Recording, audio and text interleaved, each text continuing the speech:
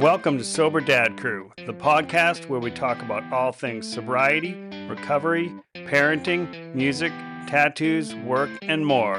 For more information, please visit soberdadcrew.com.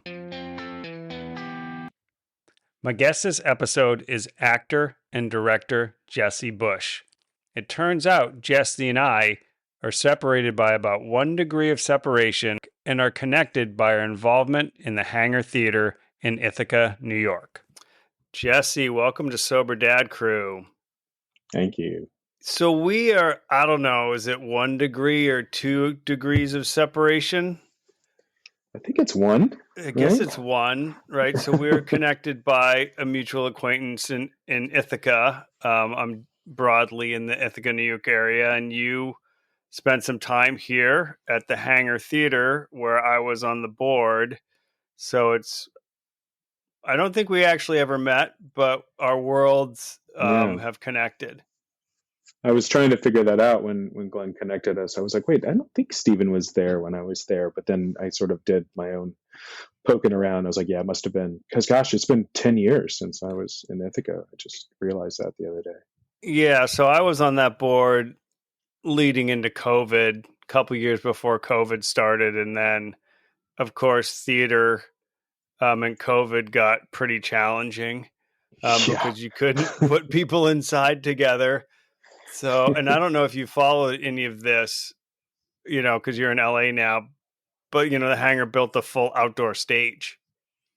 Yeah, I followed all of it, with great interest, being that I spent so much time there. And, I certainly spent, all of 2020 and a lot of the couple of years afterward, just, feeling so much empathy towards my, old coworkers or, people who had come along after me because, man, I mean, to be completely honest, I've never been so glad to not be trying to run a theater in my life.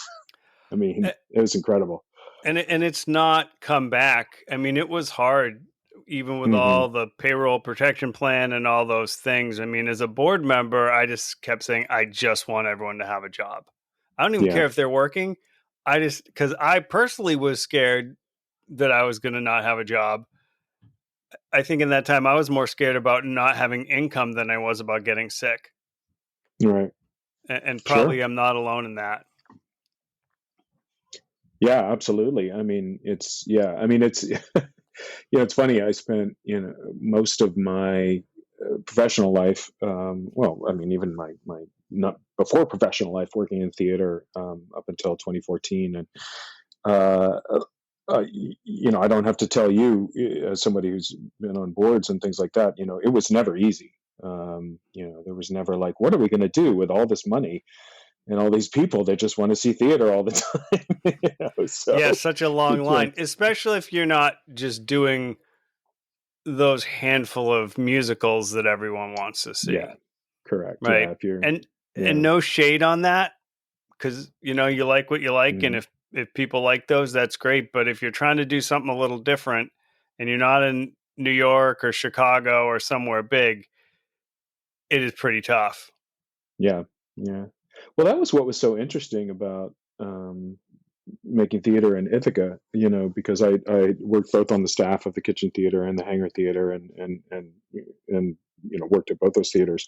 I mean, both since the 90s, honestly, when I was in college there. And it's such an interesting, I mean, Ithaca is such a unique place in so many ways. And, I don't know how much of your listenership is Ithaca centric, so maybe this is kind of boring, but, it's, it is, it is all the things that it claims to be, in that it is, sort of the uber college town. You've got all these, professionals and academics and this sort of stuff, but at the same time, it's a relatively small community in the middle of upstate New York, and so to be running a theater there, particularly the Hangar, which kind of sits astride both those things in a lot of ways.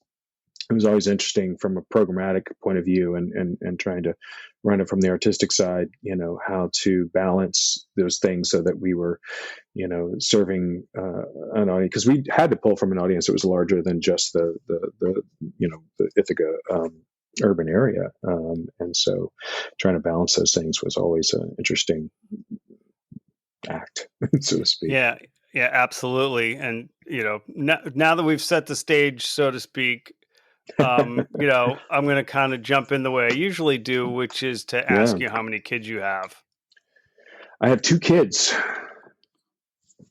Two. I have a 17-year-old and a almost 13-year-old.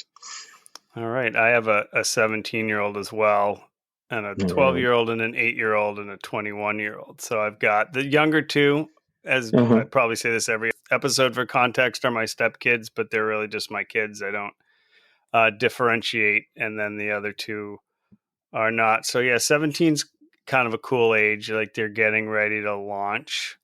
Hmm. Going to be a senior. Is that where you're at? Actually, she's on her way to college in a couple of Oh, weeks. Yeah, yeah. yeah, It's a it's weird wild. feeling. I remember the 21-year-old did a semester abroad after he graduated. And I remember being in the Newark airport and Hmm. watching him walk through the gate, security. And I was like, wow, I can't go where you're going. It was this Yeah. very like visceral, like, oh, right, this is this moment when you're like launching. And I'm Hmm. not really part of that now. Yeah. Yeah, it's wild. She's going to school in Hawaii, so that Good moment is choice, coming soon. Yeah, yeah. It's right? not Like, a bad. if you can pick, Right, right. It'd be very different from my undergraduate experience in Ithaca coming from Mississippi, and I was like, wait, what is this? what's Like, this? Yeah, there's not that much snow up here anymore since those it's over days. It's pretty here. weird. It's pretty weird. Yeah. Did you always want to be a dad? I did. I mean, I guess, always as a kind of a loaded word, but I mean, I definitely remember as a kid wanting to be, wanting to have a family, and that was something that was a priority for me. And so that was something I kind of never really wavered on. It was just kind of the timing of it and, how it eventually came to be. But I definitely always wanted to have kids. That was like an important part of my sense of myself, you know. Yeah, and talking about our recovery stories is sort of a big part of this. So, Hmm. to the extent you're comfortable, can you kind of lay the groundwork of that journey for you? Yeah. Well, I mean, it's to me, it's so intertwined with my children, in such a way. I got sober 9 years ago in June. It was, if you're following the chronology of my life as I've laid out so far in this podcast, it was a year after I moved to LA, and we'd come out here from Ithaca, and it was one of those situations where my first marriage was not doing great, and I think the move out here in a lot of ways was, as they say, geographic, and like this will fix things. We just need a fresh start, and unsurprisingly, that was not the case. But we And always think that's going to work. I We always a think it's going to hundred work. You just percent. It's just that marital Hail Mary. Like yeah. things are getting kind of shitty for us. It's let's have another kid. That's going to Yeah. definitely like remedy the problems. Hmm. Well, we had done that. We Oh, had done Hail that. Mary too. Yeah, I mean, gosh darn it, we really tried our best to make that thing work. I mean, I was married for 14 years, and we moved from New York City to up to Ithaca to try and make it work, and then we, bought a house and had a kid and tried to make it work, and then we tried to have another kid and make it work, and then we left. There was a lot of Hail Marys in there, and the last one I think was coming out here, and so there was a lot of stress, in that time of my life, in all of our lives, and it was in that last year where, I mean, I'd always been a pretty big drinker, but I feel like, especially if you are, I mean, I'm sure it's not unique to the arts or to theater, but certainly drinking, and other substances were always such a big part of the celebration of, doing our work, from pre-college definitely into college, and then beyond into young adulthood, that it was all about, hitting the bar after curtain, that that was always a really big thing. And and the people that I would surround myself with, that were in the arts, tended to be big personalities and very sort of magnanimous and large people, in all senses. And so that culture was just a huge part of my life. And I saw. I saw many of my friends throughout the years get sober. Some of which did it, soon after college and stuff. And I sat in a very judgmental point of view of saying, yes, that guy definitely needed to stop drinking. Like, this is thank God, this. Oh, look at him too. Okay, good. Yeah, he needed to stop. And you say And that over and your beer.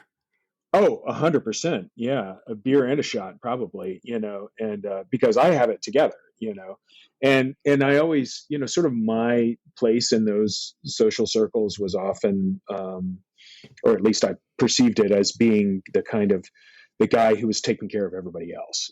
I would get like a little less drunk than everybody else so that I could make sure that, they got home okay, or they didn't, run down the street naked again, or whatever the thing was. It's like I was the mother hen, of all the rest of the drunks.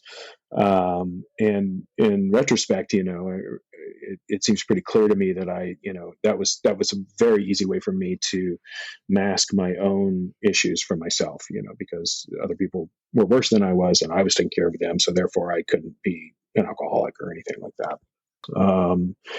And I hit it pretty well from a lot of people. I mean, honestly, when I first quit drinking, a lot of people's responses when I'd say that I gotten sober was like some shock and surprise, because they kind of didn't, at least they didn't, they portrayed to me that they didn't ever recognize that was kind of the person that I was, that would be in a place to feel that I needed to quit drinking. But I definitely was. That last year in LA, things had really started to go off the rails, and through the stress of that, marriage that was on the rocks, and the new place, and trying to figure out how to make a living. I mean, I had gone from um, being, sort of a struggling, mainly director, although I did some acting in New York City for many years, and then having the opportunity to move back up to Ithaca and join the staff of first the Kitchen and then the Hangar Theater, and making my living for a decade as an artist. Wasn't getting rich off it, but that was my job.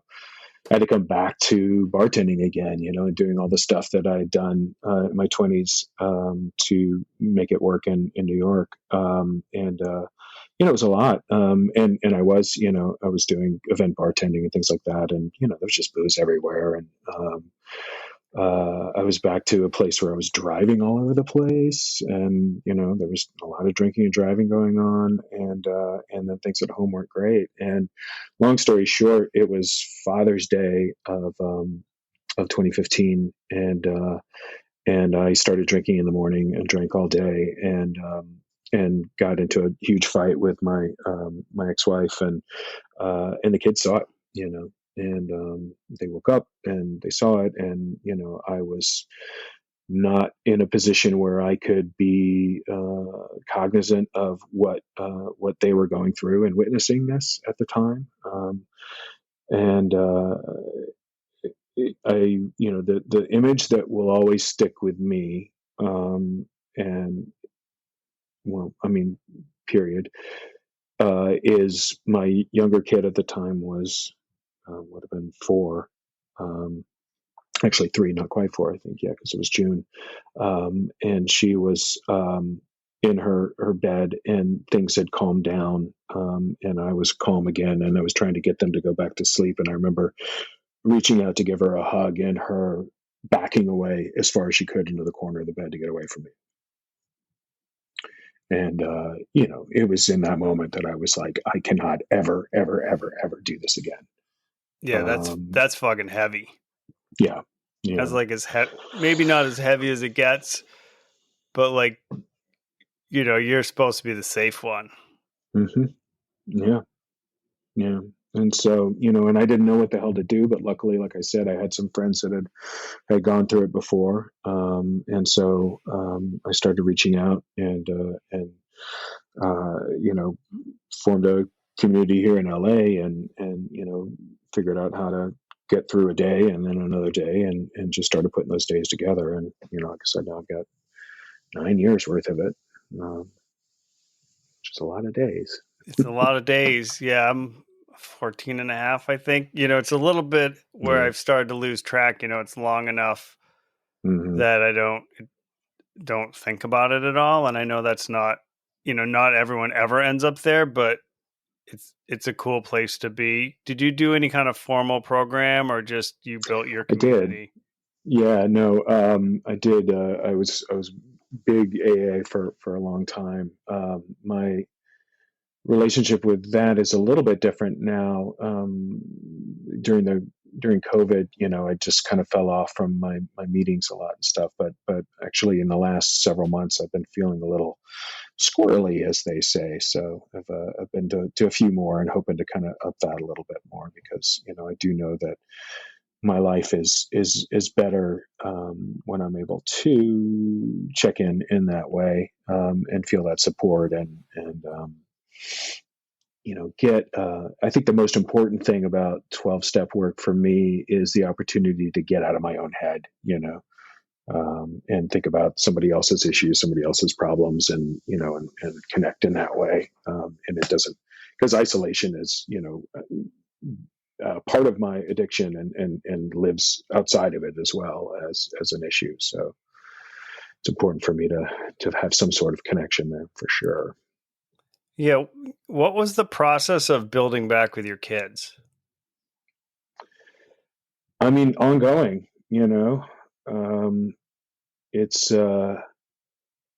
I mean, that was of primary importance to me. I mean, because the my marriage, we part of getting sober too was I was thinking like, oh, okay, and this will save my marriage maybe as well. And it was too far gone. And I got to give my ex-wife credit in that she sort of was like, yes, this is great, but there's still like, basically you got to go.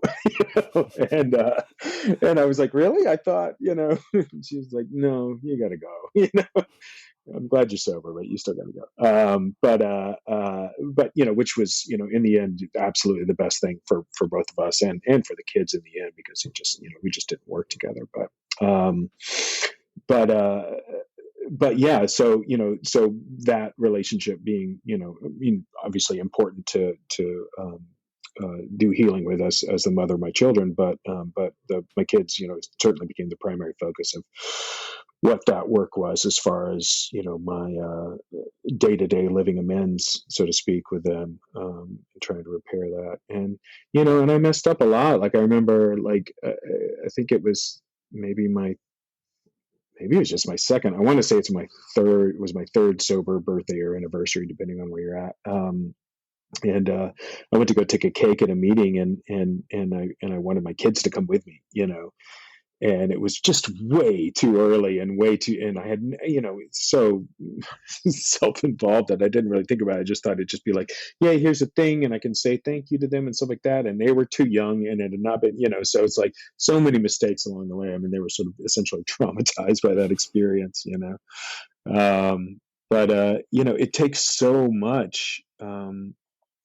And it's not about, I mean, I'm a theater artist and actor and a writer, and the dramatist in me wants to be able to, like, just write some incredible monologue or something that I can say to them, that will heal all wounds, and have them understand my inner being, and feel, empathy for me and my experience, and understand all the mistakes that I made, blah, blah, blah. It doesn't exist, of course. It's like, even if they were, completely open to hearing something like that, it wouldn't land the way I want it to. It just takes, in my experience, it just takes day to day, daily being here, showing up, staying sober physically, obviously, but also as emotionally sober as I can, and open and loving, and the opposite of the checked out, um, dad that they had for the first part of their lives. Um,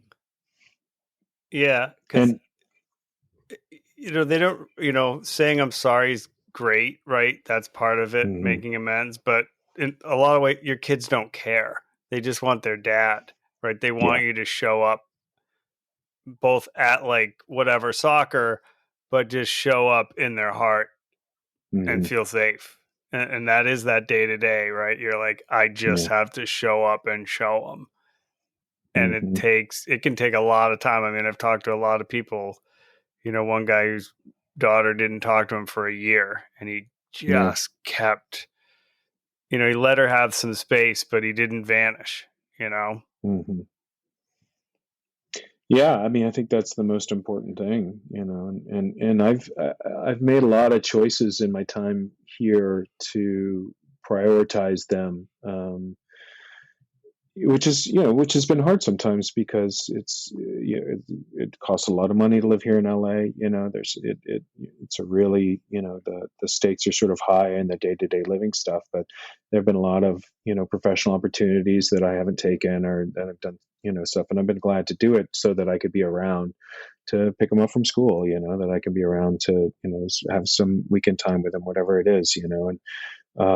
And I'm really uh, I'm glad that I've been able to do that. I'm grateful that I've been able to have that time with them because I've really been, at least physically, and I hope in every other way, is a big part of their growing up since I got sober.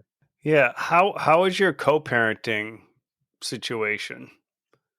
With their mother, Yeah. um, hit or miss, Yeah. you I know. mean, we Yeah, don't have to go down this road either because I understand that involves other people, but right. you know, that's cool too. But co-parenting, we can say this: co-parenting is its own unique set of challenges, right?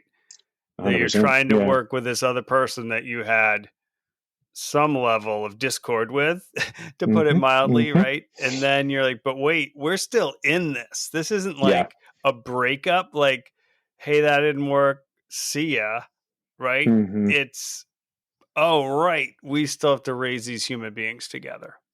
Yeah. Yeah. Yeah. And, I would say overall, I mean, one thing is 100% certain, both of us have the kids' best interests at heart, and I know that their mom is trying to do her best for them at all times, and I would hope that she gives me the same grace. But it is, yeah, it's like you said, it's hard. I mean, people often ask me that question just in the course of conversation when they find out that I'm divorced and I have kids, and how's the relationship? I'm like, well, I mean, there's a reason why we're not together anymore.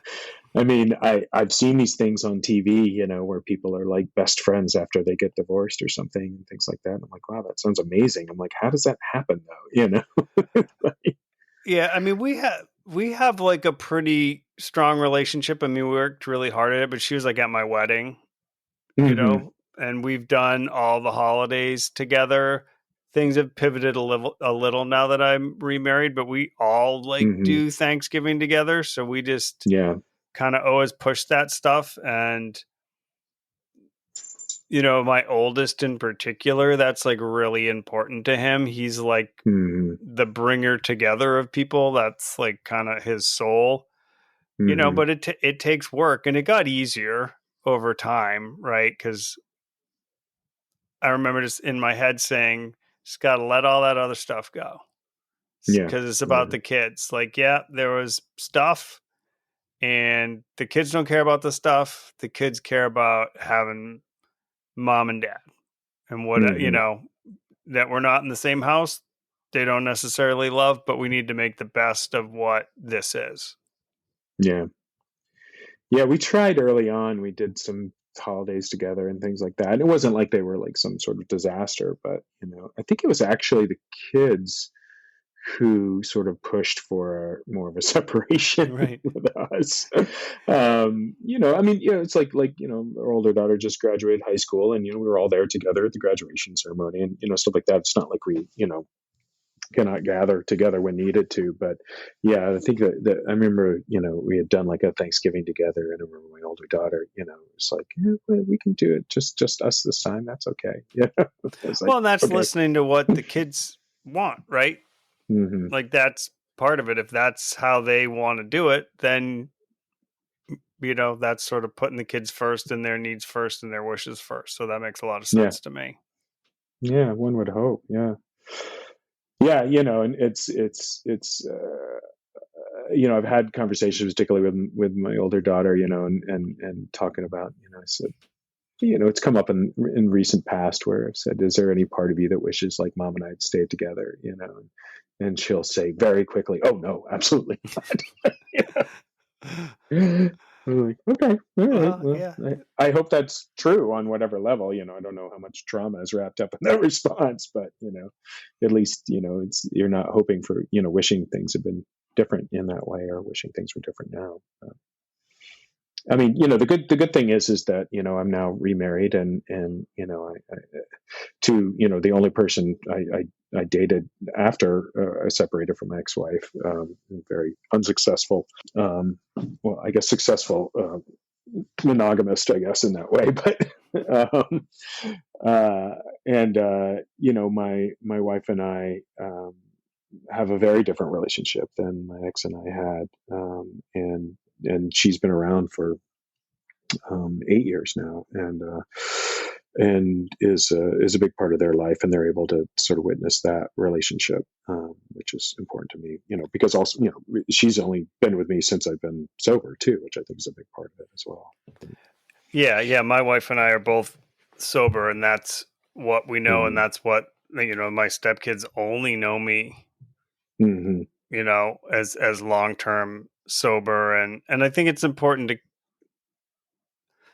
to like my older daughter said at one point, like, Alexis, my wife, she's like, you're one of the few like really functional romantic relationships that Mm-hmm. she's seen. Like, okay, my parents are still together, but they're, old, and I think that doesn't resonate so much with a kid. But right, it's important to model like a healthy relationship for your kids so they see what that looks like. Yeah, yeah. Yeah, and I mean, that's what I hope is happening. I mean, I certainly know that I recognize it as a very different kind of relationship, and as a well functioning one. So I hope they're seeing that too, and that they can, I don't know, maybe even avoid some of the mistakes that I made. But They'll make their we'll own see. too. I mean, right? Exactly, they'll make new and different ones. I remember saying to the older ones at some point, no one ever promised you a straight road without hills and without bumps. Just that's not a Hmm. thing. They're gonna Yeah. come. So my job's sort of to try and prepare you for that, or as we talk about in my house, keeping up the guardrails, which shift Hmm. depending on their age. Right, the 8-year-old has very different guardrails than the 17-year-old has. Right. Because you can't just control all the things, and you got to let them try stuff. It just is Hmm. part of it. And I remember when the older one got his license, and those two got in the car together and drove Hmm. off. And I thought, oh my God, everything that matters to me, I hadn't met Alexis then. I was like, everything that matters to me is in that car with Yeah. an inexperienced driver behind the wheel. It's like, Hmm. shit. That's, it's those Hmm. moments in parenting that, there's no particular emotion that you've felt before for that moment. It's like when the kid Yeah. leaves the house, you're like, oh, this is like a very unique feeling that I've not felt before. Hmm. So, and I think there's just tons of those along the way in parenting. Yeah, definitely. Yeah, I mean, which is, once again, it comes, all works into sobriety stuff too, because it's like, talk about serenity prayer stuff, it's like, how much control do you have over these creatures that, your entire heart is living in, and it's like, next to none is the answer, I mean, somewhat when they're younger, obviously, but, it becomes less and less and less. And it's not like your feelings for them, and attachment to them becomes less. You just have less control, Yeah. if you ever had any. Yeah. It's questionable how much control you ever have, or you just trying to keep Hmm. the car on the road, so to speak. Yeah, Um, exactly. let's talk a little more about your career, because you did move out to LA to pursue Hmm. acting, and you get jobs. That seems really hard to me. Like, as someone who has who has like, a 9 to 5 job. Hmm. I go to work, I do my thing. There's pluses and minuses to that, but the world of auditioning and all that stuff, it just seems stressful. In a word, yes, correct. It's super stressful. It's I mean, you don't do this stuff unless you. I mean, the adage is you don't do it unless you love it. Mine is a little more pessimistic. You don't do it unless you have to. Yeah. And I've been. I mean, since when I did the third grade play, which was Paul in Foodland, and I was cast as the titular Paul. And I did that play in front of the rest of the elementary school. And it was literally at that moment, at whatever I was, 7 or 8 years old, that I was like, this is what I do. And that became the rest of my life. When I was that age, I was cast as a plankton. And part of the costume was a bucket on my head. So I think that's why I didn't go into acting, because I didn't want to have a bucket on my head for the rest of my life. Well, it's funny because I sort of had that as a metric for a long time as like a young actor. I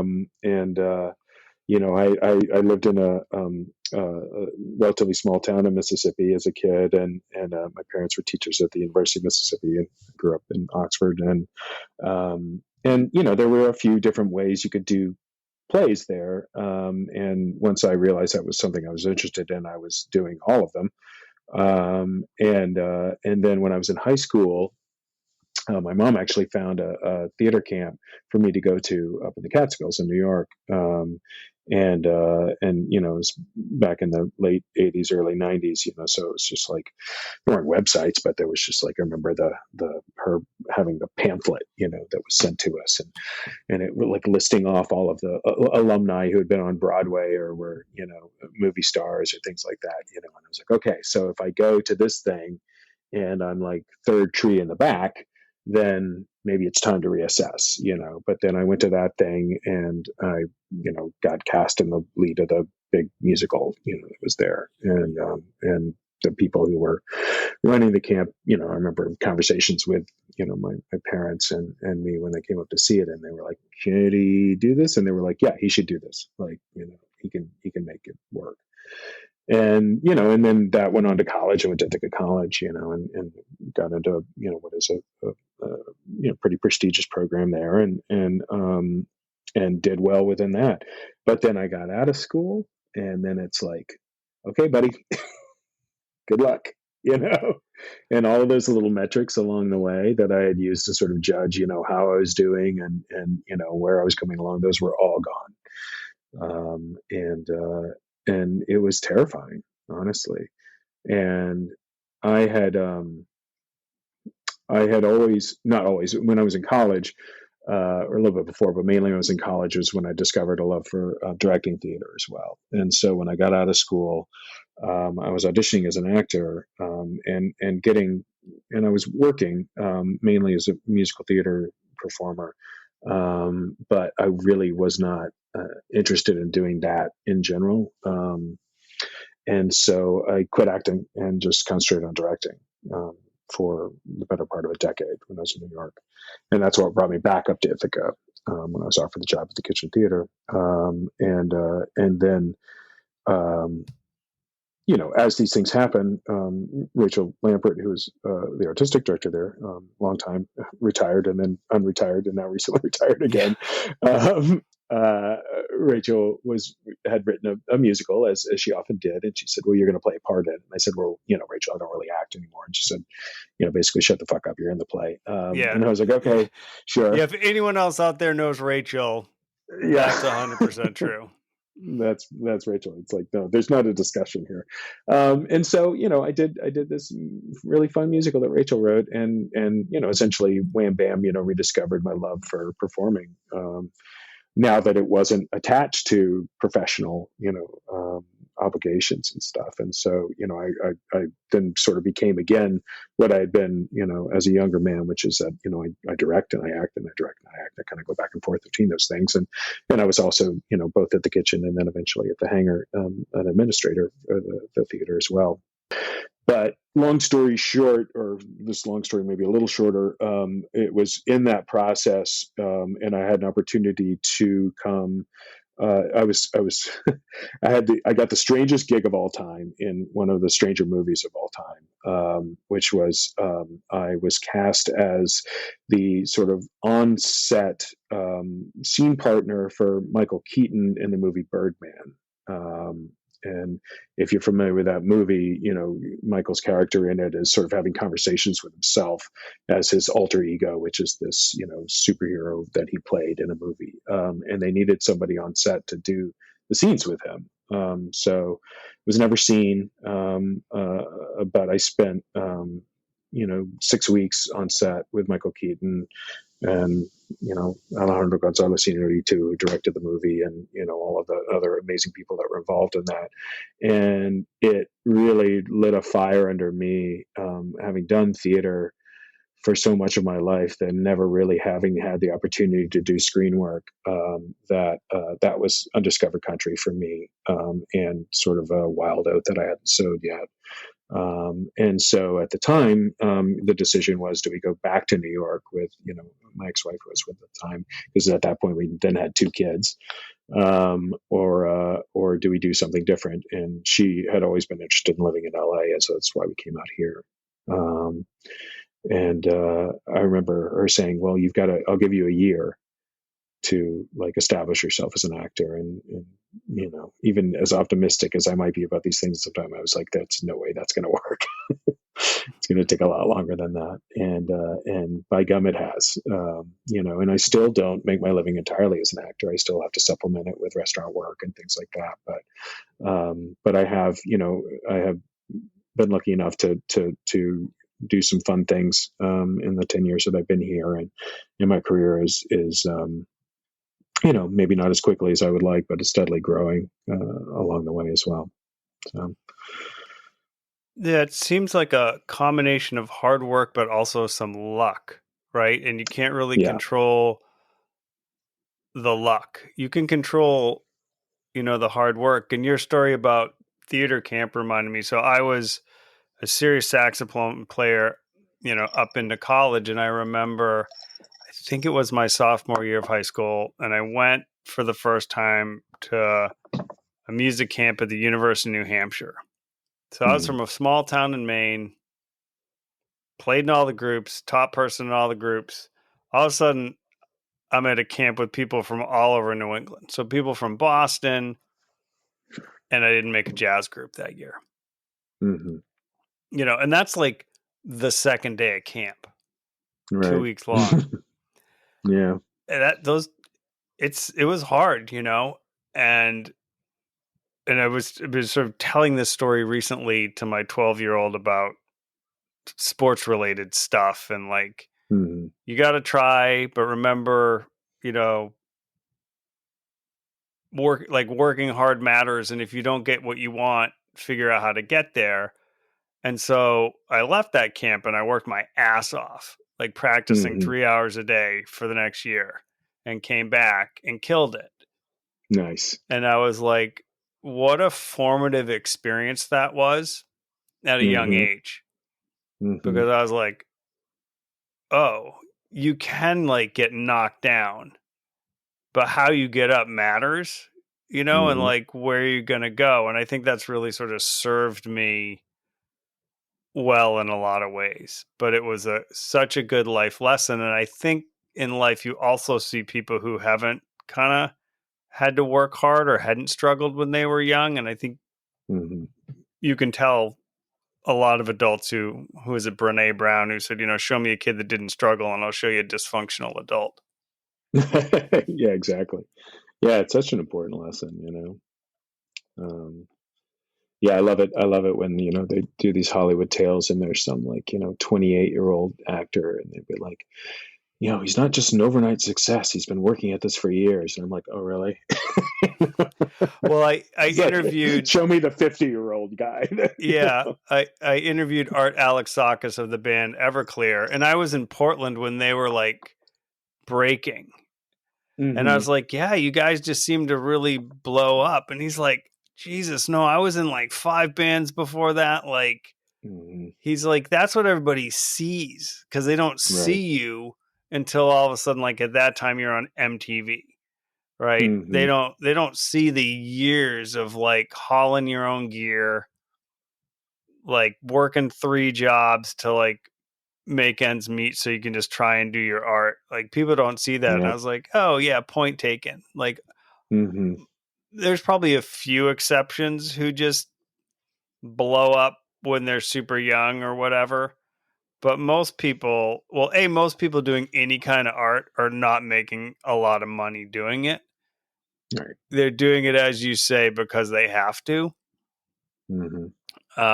So like respect for that. How did the writers strike impact you? I mean, it impacted everyone, and that was followed closely behind, and at the same time for a good portion with a SAG after strike. So we were, as actors, were on strike as well. And it's interesting because the without getting too much inside baseball, it's the business is in a pretty big contraction right now, which has to do with a number of things. A lot of people point to the strikes, but actually, truthfully, I think the strikes had the least amount to do with it. There's basically there was a huge boom in production that happened essentially from about 2018 through 2022, where all of the streaming services were competing with each other for, to try and win these streaming wars and get the most subscribers. And so they were all doing just an insane amount of content. There was more production than there had really ever been in the entertainment business. And so uh, that naturally, as in any market, has a response to it. In that, I mean, particularly in this case, because they all realized that there was no way that essentially they could make money at this point with streaming, or at least it would have to change or be around for a long time before they figured out how to do that, outside of Netflix, all the other ones. So basically, everyone's at this point, they took the opportunity of the writer's strike and the actor's strike to shut down productions that they never brought back. And there's, I think the last article I saw it is that there's something like 62% less production in Los Angeles than there was 2 years ago right now. So it sucks. It really sucks. There's not a lot going on right now. And has Um, that moved somewhere else? Or is it a Somewhat. combination of those two things? Like it's moved to It's a cheaper combo, really. places? Yeah. Yeah, I mean, there's a lot of stuff that's moved to cheaper places, and that's happened. But it's also combined with the fact that there's less in general, as well. So, um, but I'm locked in here in LA at least until my 13-year-old graduates from high school, because their mother isn't going anywhere, and I'm certainly not going to leave while they're still in school. So we'll see. My wife and I have fantasy. She's an actress, and we have fantasies about going someplace where it doesn't cost so much to live, and making it go over. But we're gonna have to hoof it out here in LA for a few more years for sure. Yeah, and not So like New York is the place that doesn't cost more. It's kind of expensive. You'd no, be surprised by Ithaca now. It's crazy. Two oh, I'm bedroom sure. apartments are 2 grand a month, which probably is like nothing in LA scale. But for Hmm. what people make here, Right. it's bonkers. Yeah. It's and this little city shifted so much. I mean, with Hmm. the fentanyl crisis, just like you'd be kind of blown away Oh, really? by little Ithaca now. Is just it's struggling and people can't afford to live here. And the jungle, which was probably pretty minor, our camp for unhoused people, Hmm. you know unfortunately made, the front page of the New York Times within the last couple of months for a murder, I and re- I read that article. it Yeah, was it was that was a, grim. Yeah, so, especially because a lot it's of it took tough. place in Newfield, where I used to live as well. It's like, Yeah, oy, I know. oy, oy. Yeah, so it's it's tough out there, I think, for everyone with the Hmm. economy, and that definitely, if you're someone who's struggling in any way and or struggling with substance, if you're struggling around money, it is not going to Yeah. help you in your recovery or sobriety when the world is pretty weighty. Hmm. Yeah, definitely. I mean, that's something that, has come to a head for me out here in the last few years. It's funny, when I first got sober, I remember my sponsor being like, "It's amazing. Like, you don't seem to have any uh, like struggles with like fear of finances." And at the time, I guess I was working two different jobs, and all the stuff, and I sort of, I wasn't like flush, but I didn't have those sort of concerns. But like now, with like staring down the barrel of an out of state college, and like, we just got, Terrifying. yeah, and we got hit with, a surprise visit from the housing authority here in LA, and they discovered that part of our house that we Airbnb out, part of it isn't permitted, and so we're forced to do like very expensive things to bring it up to code. And I mean, it's just like everything, man. And so, I'm feeling that stress for sure. But one of the things that I'm just so glad that I don't have, a can of gasoline to throw on top of this fire that's already burning, and that, I'm not throwing substances on it too, because Jesus Christ, Yeah, no, that I would be mean, real bad. I think about that all the time. Like, we just moved my mom into, memory care for Alzheimer's. My Mm. wife and I went up to Maine and helped my dad move her, which, talk about a Yeah, I'm sorry, unique that's set tough, of man. fucking emotions that you haven't had. But I was Hmm. like, God, thank God I've got clarity of mind in this.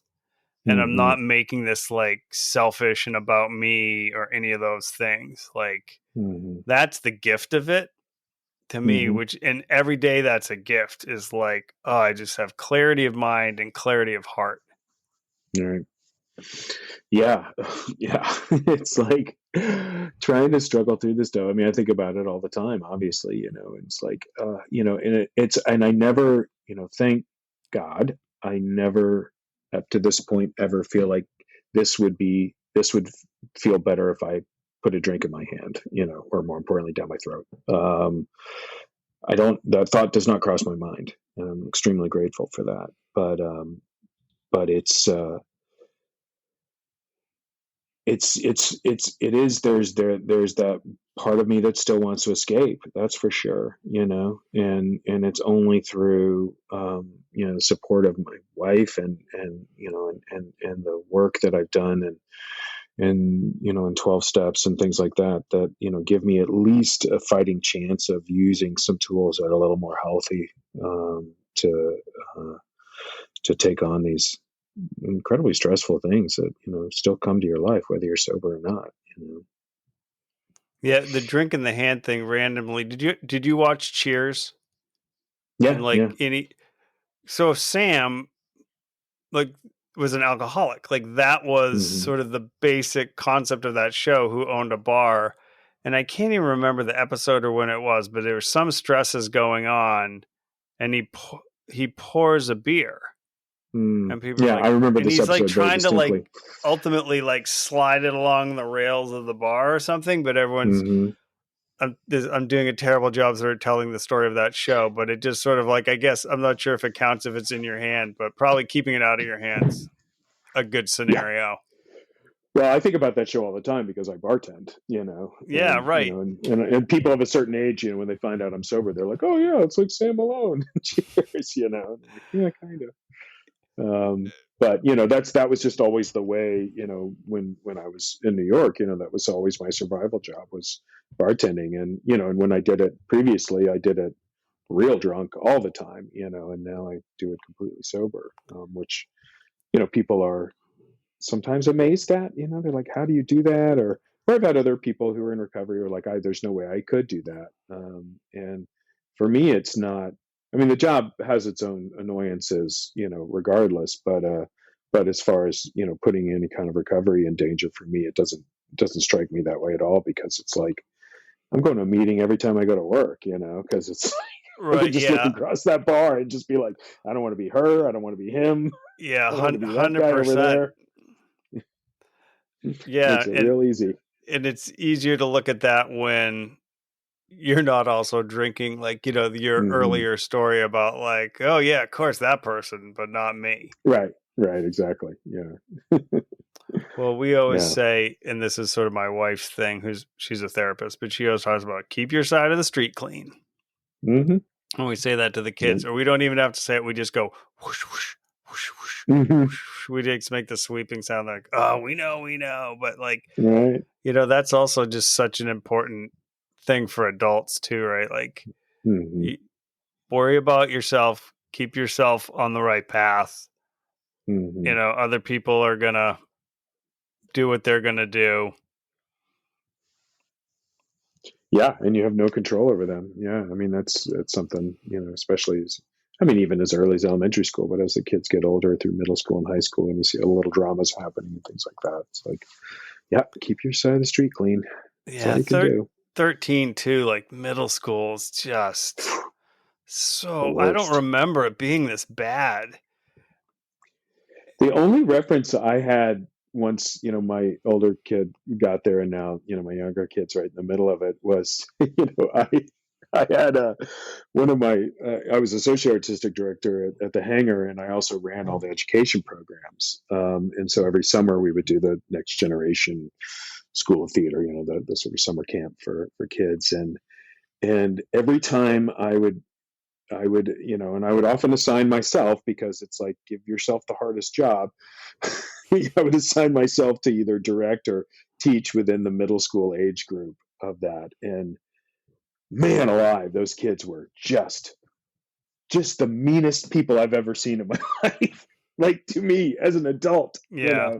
much less to each other. I mean, it was like walking onto a pirate ship. Yeah, the 21-year-old Unbelievable. old, like he seemed to have not a terrible middle school experience. My 17-year-old, those were her COVID years.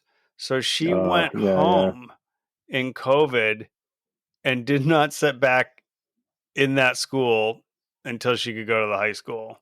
She's Right. like, I am just fine not being in that madness. Hmm. So now, like the 12-year-old, she's in it. And I'm like, oh, Hmm. right. I didn't see the girl version of this really Yeah. because of COVID, which had its Hmm. different, impacts on kids. But I thought, all right, this is why this is like hitting me upside the head is I didn't really watch this before. And Yeah. it's just kind of brutal. Yeah, the girl version of it is tough. I mean, I remember, we called it junior high where I went, but I remember, as a kid, I hated it, but it was because of the, being a junior high kid, and at least in Mississippi, as a boy, it was just fear of impending physical danger at all times. Yeah. Just like so many fights, and I was just like trying not to get my ass kicked every And you day. were But doing and I theater. thought, you're right. And I was doing Yeah. theater, So so you're a they high were like, risk. yeah, look at this weirdo. But yeah, I was definitely a high value target amongst bullies. But I'll take that any day over some of the emotional terrorism that seems to happen more on the female side of the gender spectrum with that. Yeah. It's rough. And not to like go down the rabbit hole of social media, but that whole dynamic is just so different. Hmm. And it's bigger than middle schoolers. It's like everywhere in our Hmm. country right now. People just like flame and attack like Yeah, anonymously. It's just I don't know. It's just like wild. it's a cesspool, man. It's a total It cesspool. is. I mean, I've grown this podcast on largely on Instagram, so I think there's Hmm. also goodness out there. Like there's a lot Of of like course, yeah. sobriety stuff there, but if you're Hmm. 12, 13, 14, you're not necessarily knowing how to seek out the content that you want and push the other stuff aside. Right. The algorithms are pushing all that shit at you. Like if you're an Hmm. adolescent girl, you're getting all this diet stuff. You're getting all these things that are not healthy for you.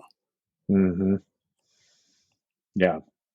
Yeah. It's, we've tried to sort of manage it a little bit. It's like, as far as like, you're not allowed to get, I think 13 is when we allowed their older sister to get, Instagram. So maybe that's around the corner for our younger kid now too. But, it's, they still find ways, even when they're not, quote unquote, allowed on it, to be influenced by it, because it's all their friends. And, Yeah, they have ghost accounts. yeah, yeah. Or They're on it and you just yeah. don't know it. Like, I think if they have a Right. phone. Well, there's one thing that my younger kid does where they have a Pinterest account, and somehow this Pinterest account, is basically a TikTok account. They don't post anything on it, but all of this content, I don't even understand. I should know how it works, because I should have been addressing it more, but I sort of throw it up my hands at this point. It's oh, where'd you see this video? It's, oh, on Pinterest. Like, oh, okay. I thought you just looked at curtains on Pinterest, but apparently Yeah, not. Where apparently there is a not. will, You there's can, a way, and kids will yeah, you find a can just way. get a feed. Hmm. Yeah. For sure. Yeah, it's pretty wild. So one final question, as a parent, as a dad, is there anything like in particular you think that's of value? Like, I talked to someone who said he comes home, puts his cell phone away, Hmm. till his kids his kids asleep, and then he picks it up. So like kind of that, words of Well, that's something wisdom. I probably should do. All of So us. I'll take that one. I can't claim that I do that.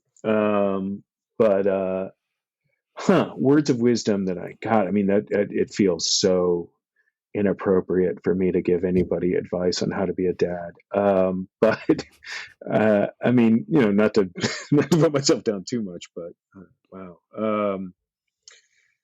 I mean, I think, I alluded to this earlier. I think, I always think about, you see these things on social media, speaking of social media or things like that, where they talk about, we interviewed hospice nurses, and, they asked people on their final days, what was the thing that they wish, that they had done more of. And nobody says, I wish I'd spent more time at work, and as I said, I've made some choices along the way that that might have brought me, some financial help in ways, or advancement in career stuff or things like that, where I've made the choice to to not do those things, to be able to spend the time with my kids, especially having an understanding, on some level at least, of how fleeting this time in my life and their life is,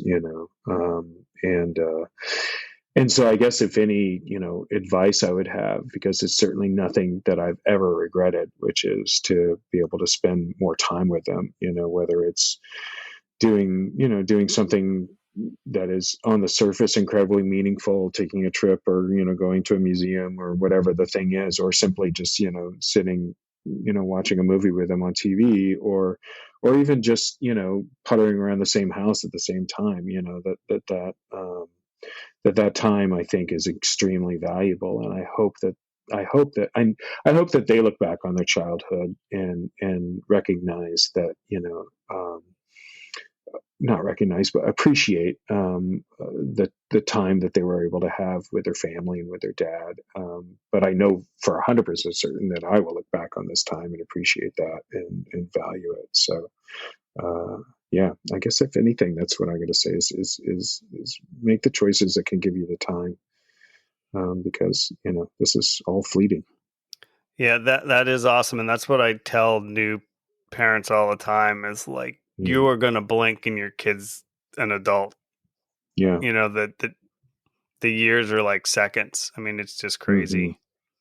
Yeah. Well, yeah, thank you so much. This was awesome. Super Yeah. Thanks for appreciate you having me taking the on. time. Yeah, it was fun. Thanks for having me, Steve. Yeah. And thanks So, for doing this. oh, you're welcome. It's funny, sort of side story before we finish. I was sitting at soccer the other night, and I must have had a sober dad crew hat on or something one night, and a woman came up. It was like it Hmm. was like, oh, I'm having a celebrity moment. This is like wild. It's soccer in Groton, New York. And she's just like, oh, like, my husband listens. and it's been really helpful to him. And I was like, wow, I was just, thank you. I was like, that's super, super gratifying to like, hear that it's impacting people in like a positive way. Yeah, that's amazing, man. That's great. Yeah. And I'm sure it is. I'm sure many, many more are. Thanks for listening. Sober Dad Crew is a DIY project by Stephen Kimball, who writes, edits, and produces the show. To support the show, please review it where you listen to podcasts or visit SoberDadCrew.com to buy some merchandise or make a donation.